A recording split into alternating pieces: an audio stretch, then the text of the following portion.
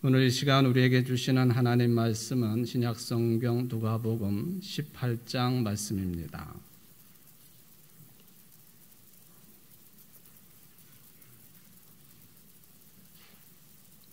누가복음 18장 9절부터 14절까지 말씀을 봉독해 드리겠습니다. 또 자기를 의롭다고 믿고 다른 사람을 멸시하는 자들에게 이 비유로 말씀하시되 두 사람이 기도하러 성전에 올라가니 하나는 바리새인이요 하나는 세리라. 바리새인은 서서 따로 기도하여 이르되 하나님이여 나는 다른 사람들 곧 토색, 불의, 간음을 하는 자들과 같지 아니하고 이 세리와도 같지 아니함을 감사하나이다. 나는 일에 2번씩 금식하고 또 소득의 11조를 드리나이다 하고 세리는 멀리 서서 감히 눈을 들어 하늘을 쳐다보지도 못하고 다만 가슴을 치며 이르되 하나님이여 불쌍히 여기소서 나는 죄인으로소이다 하였느니라. 내가 너에게 이르노니 이에 저 바리새인이 아니고 이 사람이 의롭다 하심을 받고 그의 집으로 내려갔느니라. 무릇 자기를 높이는 자는 낮아지고 자기를 낮추는 자는 높아지리라 하시니라. 아멘. 이는 하나님의 말씀입니다. 하나님께 감사합니다. 우리가 오늘 성령 강림 절기 가운데에 맥주 감사 주일을 맞이해서 장로님 기도 말씀처럼 우리가 지금은 농사를 짓는 그런 전체적인 삶은 아니지만은 따라서 지난 상반기를 잘 은혜 가운데 보내고 또 주신 하반기도 열심히 살겠습니다 하는 그런 결단의 심정으로 예배를 드리고 있습니다. 예배에 참여하신 여러분 모두에게 하나님의 임마누엘의 은총이 충만하시기를 주의 이름으로 축원을 드립니다. 오늘 저는 성경의 수많은 설교의 주제들 가운데에 기도라고 하는 주제를 가지고 말씀을 전하려고 합니다. 말씀 속에 그리스도의 동행하심이 있기를 바랍니다. 예수님께서 하신 기도의 내용들이 복음서에 많이 남아 있습니다. 예수님께서는 당신을 따르는 하나님의 자녀들이 기도하기를 간절히 바라셨던 분이십니다. 따라서 예수를 믿는 우리들은, 즉 모든 그리스도인들은 예수님을 따라 기도하며 살아가는 존재들이라고 하는 이 정체성에 있어서 분명한 확립이 있어야 된다 하는 생각을 가지게 됩니다. 그렇다면 복음서에 기록되어 있는 기도에 관한 내용들은 어떤 내용들이 들어있을까? 학자들이나 또 설교자들에 따라서 이런저런 흩어진 내용들이 있겠는데 저는 그런 것들을 조금 종합을 해서 말씀을 드려보려고 합니다. 종교개혁 500주년을 맞이했던 해인 2017년도에 독일의 라이프치히에서는 제26차 WCRC 세계개혁교회 연맹이라고 하는 세계 한 8천만 정도의 교인들이 소속되어 있는 그런 교단들의 연합체가 있습니다. 이것은 종교개혁 정신을 이어받은 교회들이죠. 개혁교회라고 말을 할 때에는 종교개혁 정신을 이어받아 신앙의 삶을 구체적으로 살아가는 교회 교인들을 지칭하는데 바로 그 연맹 총회가 있었습니다. 500주년을 맞이하는 총회였기 때문에 지난 500년간 이 개혁교회, 개혁신앙을 이끌어가는데 주도적인 역할을 했던 사람들, 그리고 그때 당시죠. 지금도 그런 역할을 하고 있는 사람들 중에 10명을 선정했습니다. 지난 과거 시간에도 개혁신앙에 종교개혁 정신을 충실하게 따르면서도 아주 주요한 역할을 했던 신학자들이 중심이 돼서 선정이 됩니다. 그 10명 중에는 그 유명한 칼빈 선생님이 들어있고요. 그리고 20세기 최대 신학자라고 우리가 평하고 있는 칼발트 교수도 들어 있습니다.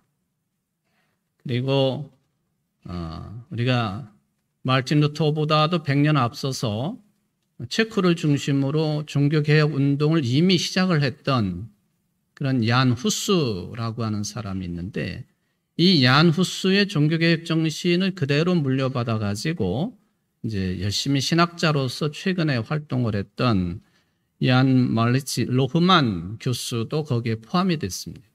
그러니까 칼빈 선생님, 칼발트, 로흐만이라고 하는 아주 큰 신학자도 포함이 됐죠. 근데 우리나라 사람으로 유일하게 한 분이 여기에 선정이 됐습니다. 또 여성 신학자가 포함이 되었습니다. 바로 이 로흐만 교수 밑에서 수학을 했던, 지금 현재 연세대학교의 교목이고 또 교수로 활동을 하고 있는 정미현 교수입니다. 이분이 이제 제가 소개를 해드리는 것은 이분이 우리 교단 출신이에요. 서울에 있는 경동교회 강원영 목사님 밑에서 신앙생활을 했고, 또 강원영 목사님의 권유로 독일어를 공부도 했지만은 여성 목사가 되었고, 그리고 신학을 공부하러 외국까지 가게 된 정미연 교수죠. 이분이 아시아인들 가운데는 유일하게 여성으로서 지난 500년 동안 종교개혁 정신에 따라 훌륭한 업적을 낸 사람들이나 또 내고 있는 사람 중에 뽑힌 거예요. 제가 이렇게 그냥 평범하게 소개를 하니까 뭐 그런가 보다 하시지만 엄청난 일입니다. 엄청난 일이에요. 칼빈 선생님과 같이 나란히 앉을 수 있는 그런 분이에요. 칼빈 당시에는 생각할 수도 없는 일이지만 어떤 여성으로서 신학자로 바로 여기에 선정이 됐다 하는 거예요. 이거는 제가 지나가는 말씀으로 드리는 것이고, 그 선정된 분 가운데에 바로 얀 후스의 신앙관을 물려받은 얀 말리치 로흐만 교수라는 분이 많은 내용의 신학적인 그 점검을 해 주셨지만은, 특별히 기도에 대해서 짧은 문장이지만은 이런 내용을 남겨 놓았습니다. 기도는 그리스도인의 모든 삶과 신앙 활동에서 절대적으로 필요 불가결한 것이다. 중간을 떼놓고 보면은 기도는 우리 그리스도인들에게 절대적으로 필요 불가결한 것이다 했습니다. 절대적으로. 그냥 필요한 것이다 그런 정도가 아닙니다. 그러니까 기도는 절대적으로 우리 그리스도인들에게 필요한 삶이라, 그런 말씀을 남겨놓았다는 것이죠. 왜 이렇게 표현했을까? 기도라 함은 하나님과 영적인 대화, 호흡을 하는 행위이거든요. 그러니까 기도를 하지 아니하면, 하나님을 믿는 사람들이 기도를 멈춰버리면 호흡이 끊어지는 것이고, 우리의 주인 되시고 우리를 주관하시는 하나님과의 관계가 단절되는 것이기 때문에 절대적인 것입니다. 여러분들이 지금도 호흡을 하고 계시는데 이 호흡을 못하면 생명이 끊어지는 것 아니에요. 그러니까 이 공기를 흡입하는 것은 우리 인생의 삶의 절대적인 것처럼, 기도는 하나님과 관계를 맺고 있는 우리들에게 절대적이고 또 절대적이다 하는 그런 이야기를 로흐만 교수가 남겨놓았습니다. 그럼에도 불구하고 많은 그리스도인들이 이 기도 문제를 너무 가볍게 여기고 있다 하는 지적이 있겠습니다. 예수님께서 기도에 대해서 얼마나 신중하게 가르치셨는지, 또 어떻게 진지하게 가르치셨는지 살펴보는 것은 그러므로 신앙생활의 기본을 튼튼히 하는 일이에요. 해도 되고 안 해도 되는 일이 아니라 절대적인 일이 되고 있다 하는 것을 말씀을 드립니다. 예수님의 기도를 언급을 할 때에는 예수님은 말씀으로 기도를 가르치셨고요. 더 나아가서 당신이 기도의 본을 보여주심으로 기도를 이렇게 해야 된다라고 하는 것을 가르쳐 주신 분이십니다. 특히 마태, 마가, 누가, 요한복음 이 복음서를 읽어보면은 예수님께서 말씀으로 기도에 대해서 가르쳐 주신 내용들이 몇 구절씩이나 담겨 있는지 구별이 됩니다.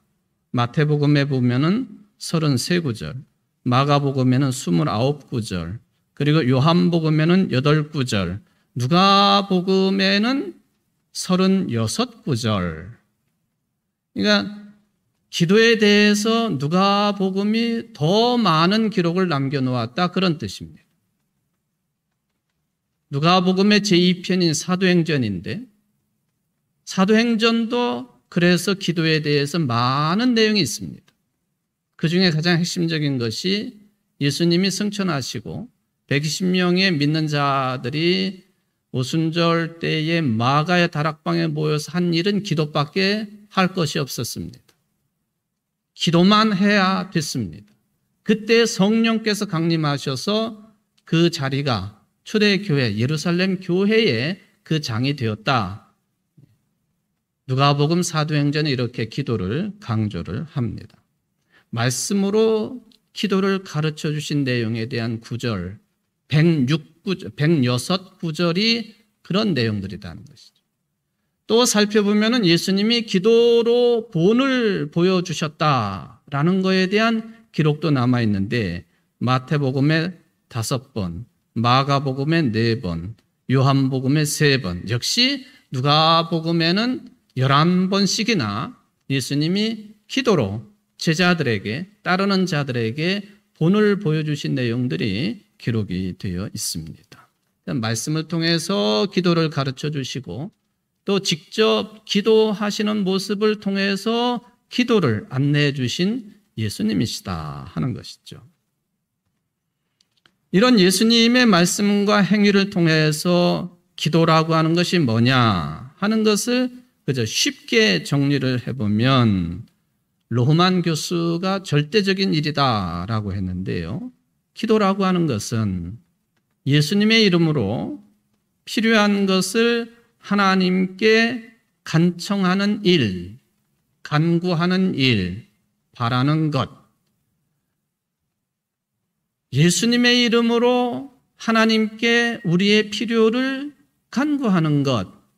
이게 아주 쉽게 표현할 수 있는 기도의 정의가 되겠습니다.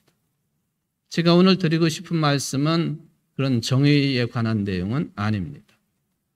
예수님께서 안내해 주시고 또 말씀하셨던 기도에 대한 내용들 가운데에 오늘 본문이 그런 내용으로 포함이 되는데 기도의 자세에 관한 내용이 되겠습니다. 마태복음 6장 5절에 보면은 기도에 관한 여러 교훈들 가운데 기도의 자세를 중요하게 언급을 합니다. 왜 그랬을까? 이 기도의 자세는 바로 기도의 응답과 직접적인 관련성을 가지고 있기 때문에 그렇다 하는 것입니다. 예를 들면은 외식하는 자, 기도의 자세가 아니라는 것이죠. 뭐 그런 이야기입니다. 그런 차원에서 보면은 기도의 자세, 예수님의 말씀 중에서 기도의 자세를 통해 우리가 뽑아내야 될 그런 핵심적인 내용이 있다고 한다면 5가지 정도가 되겠습니다. 외식하는 기도가 되면 안 된다. 또 중언부언하지 말아라.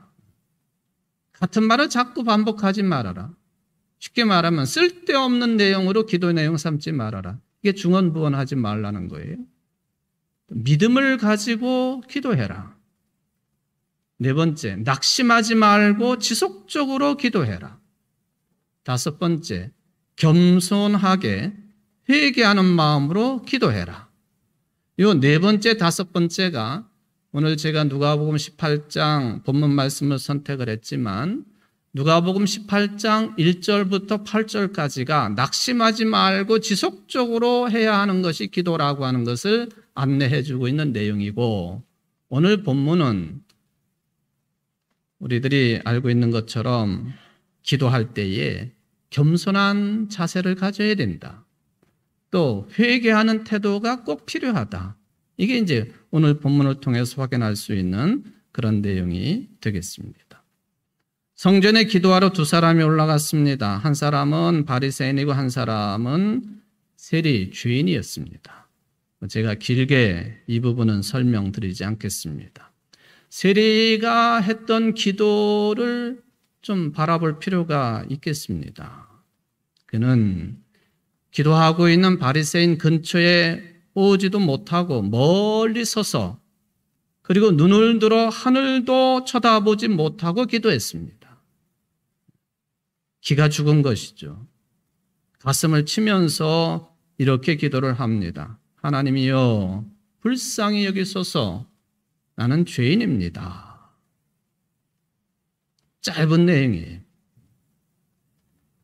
저는 예수님께서 이 세리의 기도를 하나님께서 인정하셨다라고 마지막 판단을 하시고 또 겸손해야 된다라고 하는 말씀의 결론을 맺어주셨는데, 하여튼 이 표현이 짧아요. 기도가 짧다. 여러분들에게 기도를 짧게 하라 그런 개념이 아니에요. 영적인 눈으로 볼 때에 하나님이여 나를 불쌍히 여겨주십시오. 나는 죄인입니다. 이 기도만 들으시고 하나님이 그를 의롭다고 인정하셨다고 했는데 이게 무슨 개념입니까? 어떤 뜻이 들어있겠습니까? 오늘 설교 제목과 깊은 관련이 있습니다. 기도란 결국에는 듣는 것입니다. 이거죠. 하나님 나를 불쌍히 여겨주십시오. 나는 죄인입니다. 내용이 짧아도 겸손하고 회개하는 내용이 들어있으면 하나님은 들으시고 인정하신다. 그런 뜻 아닙니까? 기도란 결국 듣는 일입니다. 우리 한국교회는 한편으로 보면 기도에 대해서 기도 만능주의가 횡행합니다. 또 반면에 한편에서는 기도 냉소주의가 횡행하고 있습니다. 기도 만능주의, 기도만 하면 무조건 내가 원하는 대로 다 이루어진다 하는 그런 생각을 가지고 기도하는 흐름을 기도 만능주의라 표현할 수 있겠습니다. 반면에 이름은 그리스도인이지만 평생 가도 한 번도 진지하게 겸손하게 회개하는 기도를 드려보지 못한 그리스도인들도 있다는 거예요. 기도 냉소주의죠. 어떻게 교회 생활하면서 또 그리스도인이라 하면서 기도를 하지 않을 수 있겠습니까? 어쨌든 어떤 경우에도 우리 그리스도인들은 기도하는 사람들입니다. 교회 공동체는 그래서 말씀과 기도라고 하는 두 기둥이 받치고 있기 때문에 교회 공동체는 유지될 수 있는 거예요. 우리는 기도하는 사람들이다. 그러므로 예수님께서 기도하는 자세에 대해 중요하게 다루신 것처럼 어떻게 기도해야 하는지, 기도의 방향성을 어떻게 잡아야 되는지 심사숙고해야 됩니다. 그래야만이 기복신앙으로 흐르지 않을 수 있기 때문에 그렇습니다. 여러분이 살면서 부귀영화를 누리고 무병장수하고 자녀들이 잘 되는 것을 바라고 비는 마음은 인지상정입니다. 이거는 종교가 있건 없건 상관없이 선하건 악하던 구분 없이 나타나는 현상입니다. 그런데 모두가 원하는 것, 모든 사람들이 바라는 것을 다 기도를 통해서 얻을 수 있겠습니까? 그렇지 않을 때도 있지 않겠습니까? 응답이 없을 때 그러지 않아요? 하나님은 사랑의 하나님이시라면서요. 내가 기도도 많이 했는데, 오래 했는데 교회 봉사도 많이 했는데, 헌금도 많이 바쳤는데, 내가 바라는 것 이루어 주셔야 되는 것 아닙니까? 만일 그렇지 않다면 누가 기도를 할 수 있겠습니까? 이게 바로 소위 말하면 기복신앙적인 차원에서의 기도에 대한 태도입니다. 만약에 하나님이 살아계시고 선하시다면 믿고 선하게 사는 사람들이 부귀영화를 누려야 당연한 것이지, 하나님을 믿지 않는 사람이나 악한 사람이 부귀영화를 누리는 것은 어불성설 아닙니까? 그런데도 세상은 어불성설이 진리인 것처럼 받쳐지고 있으니 도대체 하나님은 왜 그러시나요? 놀랍게도 이런 질문은 오늘날만의 질문이 아닙니다. 2600년 전쯤 하나님에게서 돌아선 이스라엘 백성들에게 징벌을 경고하는 임무를 맡았던 선지자 예레미야가 있습니다. 그가 이런 질문을 하지요. 예레미야서 12장 1절입니다. 악한 자의 길이 형통하며 반역한 자가 다 평안함을 누리는 것은 무슨 까닭입니까? 악한 자들이 뭐든지 해도 잘 되고, 하나님을 배반하고 돌아선 반역한 사람들이 평안함을 누린다는 게 도대체 무슨 까닭입니까? 왜 그런 것인가요? 백성들을 대표하는 선지자지만은 이 예레미야 선지자도 그런 질문을 가지고 있었다, 그렇게 해석할 수가 있겠습니다. 위대한 선지자 예레미야가 그럴 정도라고 한다면 우리 어떻겠습니까? 복 받는 거 싫어하는 사람 없지요. 그래서 그런지 모르지만은 신구약 성경을 읽어보면은 복이라고 하는 이 우리나라 말로 번역이 된 단어가 놀랍게도 983회나 등장합니다. 1000번 가까이 복이라고 하는 단어가 등장해요. 그만큼 복이라고 하는 개념은 성경의 중요한 축을 담당하는 의미라고 하는 뜻이 되겠습니다. 그런데 이 복이라고 하는 개념이 그냥 한 내용으로 고정되어 있질 않아요. 시대가 지나면서 변천 과정을 거칩니다. 창세기에 보면은 하나님이 그들에게 복을 주시며 이르시되 생육하고 번성하라. 또 신명기를 보면은 세속적인 복에도, 적군을 물리치는 것에도, 무병장수하고 전쟁에서 이기는 것도, 천재지변과 질병에서 이기는 것도, 생업을 위해서 물을 공급받고 자손을 번성하게 하는 것도 다 복이라고 기록을 합니다. 당연히 그렇습니다. 그런데요, 우리들이 잊지 말고 꼭 확인해야 될 것이 있습니다. 이게 전쟁에서 이기고 무병장수하고 부귀영화를 누리고 자손이 번창하고, 이게 소위 말하면은 우리가 생활하는데 구체적인 세속적인 복입니다. 놀랍게도 무당들도 이 복을 요청해요. 도사들도 말을 합니다. 기독교도 똑같이 그런 복을 이야기합니다. 그런데 이 점은 분명히 확인해야 됩니다. 우리가 말하고 있는 이 세속적인 복들은 반드시 하나님과 좋은 관계, 곧 영적인 복으로부터 흘러나오는 복이라는 거예요. 이거는 잊어버리고요, 단순하게 세상적인 복만 추구하는 경향성, 이 기복신앙이 한국교회를 망치고 있다는 것이죠. 우리 그리스도인들의 신앙관을 흐리게 하고 있다는 것입니다.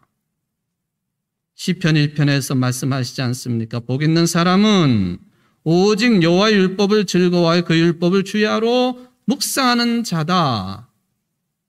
여호와의 율법을, 하나님의 뜻을 주야로 묵상하는 자들은 그리하면 시냇가에 심은 나무가 철을 따라 열매를 맺고 그 잎사귀가 마르지 않음과 같으니 그가 하는 모든 일이 다 형통하리로다.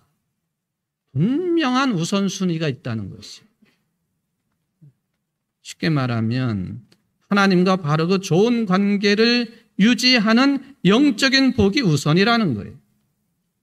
그 다음에 자연스럽게 따라서 세속적인 복이 이어지게 되는 것이다 하는 그 말씀을 해주고 계십니다. 신약성경 첫 번째 책, 그 중에서도 거의 첫 번째 내용이라고 할 수 있는 예수님의 팔복에 관한 말씀도 마찬가지입니다. 어떤 사람들이 복을 받나요? 어떤 사람들에게 천국이 그들의 것입니까? 심령이 가난한 사람, 애통하는 사람, 온유한 사람, 의에 줄이고 목마른 사람, 긍휼히 여기는 사람, 마음이 청결한 사람, 화평하게 하는 사람, 의를 위해서 박해받는 사람들, 이런 사람들이 복이 있나니 저들이 천국이 저들의 것이다. 보세요. 여기 어디에 무슨 부귀영화니, 무병장수니, 자손들의 번창이니 이런 게 들어있습니까? 대단히 유감스럽지만은 세속적인 복의 내용은 들어있지 않습니다. 예수님은 더 나아가셨어요. 너희를 위해 보물을 땅에 쌓아두지 말라. 오직 너희를 위해 보물을 하늘에 쌓아두라. 썩는 양식을 위해 일하지 말고 영생하도록 하는 양식을 위해서 해라. 예수님의 뜻은 아주 분명해요. 예수님을 믿는다고 하면서도 예수님의 뜻을 무시하는 것이 저이기도 하고 우리들이다 하는 회개를 하게 됩니다. 하나님을 믿으면 복 받는 것 확실하지만 그 복은 세속적인 복이 아니라 우선적으로는 영적인 복입니다. 그러기에 사도 요한은 요한 3서 1장 2절에서 이렇게 말씀하시죠. 내 영혼이 잘됨 같이 내가 범사에 잘되고 강건하기를 내가 간구하노라. 한번 같이 해봅시다. 내 영혼이 잘됨 같이 내가 범사에 잘되고 강건하기를 내가 간구하노라. 분명해요. 먼저는 뭐예요? 우리 영혼이 잘 돼야 되는 거예요. 영혼이 잘 되면 범사가 잘 되고 강건해진다. 이게 사도 요한이 남겨놓은 복음의 말씀입니다. 우리로서는 무척 아쉬운 그런 내용이지요. 세속적인 복을 펑펑 좀 쏟아 부어주셔야 되는데 그게 아니라고 하시니까요. 예수님께서는 그런 의미에서 마태복음 6장 33절에서 교훈하십니다. 그런즉 너희는 먼저 그의 나라와 의를 구하라. 그리하면 이 모든 것을 너희에게 더하시리라. 우리들 생각하고는 다르게 하나님을 믿는 선한 사람들이 세속적인 복을 누리지 못하는 것, 반면에 하나님을 믿지 않는 악한 사람들이 세속적인 복을 누리는 것은 어불성설이 아니라 얼마든지 가능한 일이라고 하는 언급이 되겠습니다. 그러면 또 질문을 해야죠. 그런데 예수님 왜 그렇다면은 구하라고 하셨고 찾으라고 하셨고 문을 두드리라고 하셨습니까? 그뿐입니까? 너희가 기도할 때 무엇이든지 믿고 구하는 것은 다 받으리라고 왜 하셨습니까? 내 이름으로 아버지께 무엇을 구하든지 다 받게 하려 함이라 왜 그렇게 말씀하셨습니까? 이게 분명히 예수님이 하신 말씀들이거든요. 그리고 오늘날 많은 목사들이 기복신앙을 부추길 때에 자주 활용하고 있는 내용들입니다. 그런데 여기에는요, 심각한 오해와 왜곡, 잘못된 해석이 들어있다는 것입니다. 또 잘못된 말씀의 연결이 들어있어요. 마태복음 7장 7절에 보면은 선행되는 전제가 분명합니다. 예수님께서는 이 전제의 중요성을 분명히 하기 위해서 마태복음 6장 후반을 다 채울 정도로 장황하게 말씀하십니다. 공중의 새가 농사하지 않아도 굶주리지 않는다. 들의 백합화가 길쌈하지 않아도 솔로몬이 입은 것보다 아름답다는 사실을 예로 듭니다. 우리가 구하기 전에 하나님께서 우리에게 있어야 할 모든 것을 이미 잘 알고 있다고 하는 말씀을 2번씩이나 반복하십니다. 무엇을 먹을까? 무엇을 마실까, 무엇을 입을까 염려하지 말고 그러므로 하나님의 나라와 그의 일을 구하라. 먼저 구하라. 말씀하십니다. 그렇게 보면은 마태복음 7장 7절의 교훈은요, 우리가 구하고 찾고 두드리는 대로 이루어지는 것이 먹고 마시고 입는 것이 아니에요. 우리가 찾고 두드리고 또 구해야 될 것은 하나님의 나라와 그의 의에 관한 내용입니다. 그게 자명한 것이죠. 세속적인 복이 아니라 영적인 복을 말씀하는 거예요. 이게 정확한 해석이죠. 그렇지 않습니까? 만약에 예수님께서 같은 자리에서 같은 시간대에 조금 전에는 염려에 이르기를 무엇을 먹을까, 무엇을 마실까, 무엇을 입을까 하지 말라. 이는 다 이방인들이 구하는 것이라 하고 말씀을 해놓으시고는 곧 이어서 먹고 마시고 입을 것들을 구하고 찾고 두드리라. 그러면 이루어진다. 그렇게 말씀하시면 되겠습니까? 안 되는 거잖아요. 성경의 기록이 그렇게 빈틈이 있는 게 아니에요. 그런데 왜 그렇게 해석을 빈틈 있게 하는 거냐 말이죠. 하나님의 나라와 그의 일을 먼저 구하라 하는 것을 강조해 놓고 무엇을 먹을까, 입을까, 또 마실까 구하는 것이 그게 정답이다라고 말을 한다면 빈틈 있는 해석이 된다는 거예요.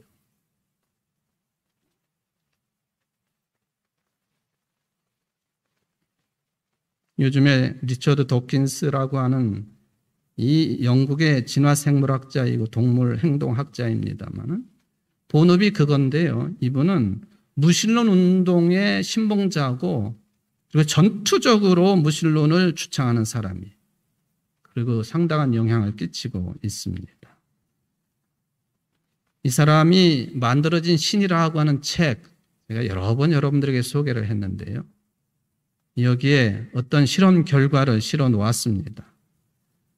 2006년 4월 미국 심장학회지에 발표된 연구 결과를 실었어요. 그게 무슨 내용이냐면요. 6군데 병원에서 1,802명을 상대로, 환자들을 상대로 심장 수술을 한 사람들을 상대로 연구하고 결과를 내놓은 거예요. 환자를 위해서 기도하는데 그 기도가 병의 회복을 돕고 있는지 알아보는 실험이었어요. 근데 도킨스가 이 내용을 인용을 합니다. 기도를 받은 환자하고 그렇지 않은 환자들 사이에 아무런 차이도 없었다. 정말 놀라운 일이었다. 자신이 기도의 혜택을 받았다는 것을 안 환자들과 그렇지 않은 환자들 사이에는 한 가지 차이가 있었다. 하지만 그 차이는 예상을 완전히 깨는 것이었다. 자신이 기도의 혜택을 받았다는 것을 안 사람들이 그렇지 않은 사람들보다 더 심한 합병증에 시달렸다. 도킨스가 말을 합니다. 하나님이 제정신이 아닌 실험이 못마땅해가지고 모종의 조처를 취한 것일까? 말하자면 기도가 오히려 역효과를 냈다 하는 그런 이야기입니다. 정말 그렇습니까? 이에 대해서 우리 기독교의 답변은 간단하지만 단호해요. 기도란 모든 것이 합력하여 궁극적으로는 선을 이루시는 하나님의 섭리에 합당하지 않았기 때문에 그런 결과가 나타난 것이다. 이게 우리의 대답입니다. 바울을 보십시오. 남모르는 육체적인 고통을 가지고 있었습니다. 3번씩이나 육체적인 가시를 뽑아달라고 기도합니다. 그런데 응답하지 않으셨어요.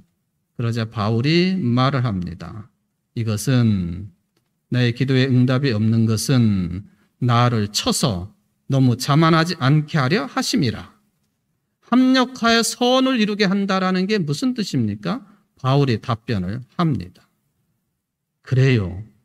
하나님의 뜻, 하나님의 섭리가 때로는 우리를 기쁘게 하지 않을 수 있는 것이에요. 하지만 언제나 이 배후에는 하나님의 선하신 목적, 하나님의 뜻이 있다고 믿는 것이 우리의 믿음이에요. 이게 기도에도 적용이 된다는 것입니다. 그래서 칼빈이 이렇게 말을 합니다. 하나님의 섭리가 옳게 찬양될 때라는 것은 믿는 자들이 최대 결핍에도 절망하지 않고 오히려 죽음으로부터 소망을 가지고 하나님에게 향할 때다. 왜냐하면 하나님은 자기 백성들이 나중에 배부르게 하기 위해서 일시적으로 굶게 하시며 생명의 빛을 다시 주시기 위해서 죽음의 골짜기에 있게 하시기 때문이다. 합력하여 선을 이루시는 하나님. 하나님의 강제적인 섭리에도 불구하고 기도는 기도하는 사람에게 더없이 유익하기 때문에 예수님은 기도하라고 말씀하십니다. 기도가 이루어졌든 이루어지지 않았든 나 자신에게 일어나는 모든 일을 하나님의 섭리, 하나님의 뜻으로 확인하고 받아들이는 일은 굉장히 중요한 일입니다. 예를 들면 어떤 교인이 사업 성공을 위해서 기도하고 열심히 노력을 합니다. 정말 사업에 성공을 했습니다. 기도해서 성공한 거예요. 그 사람은 자신이 성공하고 부자가 된 것이 하나님의 섭리고 하나님의 뜻이라고 판단합니다. 그래서 자만하거나 방심하지 않습니다. 반대로 어떤 사람이 기도했는데 사업에 실패했어요. 그 사람은 자신의 사업 실패가 궁극적으로는 선을 이루려는 하나님의 섭리라고 판단합니다. 그렇기 때문에 자책하거나 절망하지 않습니다. 이게 합력하여 선을 이루시는 하나님, 기도에 대해서 이렇게 응답하시는 하나님이시다. 그런 뜻입니다. 그래서 토마스 아퀴나스라고 하는 위대한 교부는 이렇게 말을 합니다. 하나님으로부터 무엇을 획득하기 위한 기도, 기도하는 자 자신 때문에 인간에게 필요하다. 즉 그 자신이 자기의 결함을 고찰하고 기도함으로써 얻기를 소망하는 것들을 경건하게 바라도록 자기 마음을 기울이기 위한 것이다. 이것을 통해 그는 받기에 적합한 자가 된다. 말하자면 하나님을 믿는 사람이라면요, 기도로 하나님의 뜻을 바꿀 수는 없겠지만은 기도로 나 자신이 바뀌어진다는 거예요. 그게 하나님의 섭리예요. 맞는 말씀이죠. 여러분, 그러면 되는 것 아니에요? 그러면 만족할 것 아닙니까? 내가 기도했는데 이러기도 하고 저러기도 하고 그럴 때마다 하나님은 섭리를 베푸셔서 합당한 것을 깨닫게 하시니 기도, 모든 그리스도인들의 기도는 다 응답받는 것입니다. 믿으십니까? 낙심하지 마십시오. 꾸준히 기도하십시오. 하되 겸손한 자세로 회개하는 심정으로 하십시오. 모든 기도에는 응답이 있다 하는 것입니다. 우리 그리스도인들에게는 이게 바로 복이 되겠습니다. 어거스틴이 고백을 합니다. 모든 사람은 기도를 통해서 자기가 원하는 것을 언제나 듣지는 않사오나 자신이 원하는 어떤 것에든 주님의 응답을 받사옵니다. 주님으로부터 자신이 원하는 것을 들으려 하지 않고 주님으로부터 들은 것을 원하는 사람이 주님의 가장 훌륭한 종입니다. 킬케고르가 같은 말을 합니다. 사람이 기도할 때 처음에는 기도가 말을 하는 것이라고 생각한다. 그러나 점점 더 깊은 신앙의 경지에 다다르면 기도란 결국 듣는 것임을 깨닫게 된다. 오늘 설교 제목이 킬케고르의 말에서 나온 거예요. 세리가 기도합니다. 하나님, 자비를 베풀어 주십시오. 나는 죄인입니다. 짧은 기도예요. 왜 이 짧은 기도에 하나님이 응답하셨을까? 세리는 그 말만 하고 입을 닫은 거예요. 그 뒤에는 하나님이 말씀하십니다. 기도란 결국에는 신앙의 깊은 경지에 들어가면 내 말을 많이 하는 것이 아니라 나의 원하는 것을 계속 요청하는 것이 아니라 하나님의 말씀을 듣는 것이라. 하나님의 뜻을 헤아리는 것이라. 뜨거운 여름입니다. 그러기에 더 기도하기 좋은 때입니다. 여러분 모두가 하나님만을 바라보고 가치 있게 기도하는 성도들 되시기를 바랍니다. 그래서 의롭다고 인정받는 여러분 모두 되시기를 주의 이름으로 축원을 드립니다. 자비로우신 하나님, 우리가 언제 기도를 했는지요, 또 무엇을 가지고 기도를 했는지요, 많은 말을 한 것 같습니다. 또 오랫동안 기도한 것 같습니다. 그런데 오늘 세리의 기도를 인정하시고 의롭다고 인정하신 하나님, 그래서 부끄럽습니다. 주님, 자비를 베풀어 주십시오. 나는 죄인입니다. 짧은 내용이지만 기도란 결국 듣는 것이라고 하는 키엘케고르의 말씀이 성서의 정신인 줄 믿습니다. 주님, 하나님의 뜻을 헤아리게 하옵소서. 욕심 사납게 개걸스럽게 세속적인 것만 구하지 아니하고 영적인 것을 먼저 구할 줄 아는 우리 청주제일교회 모든 성도들이 될 수 있도록 복을 내리워 주옵소서. 예수님의 이름으로 간절히 기도합나이다. 아멘.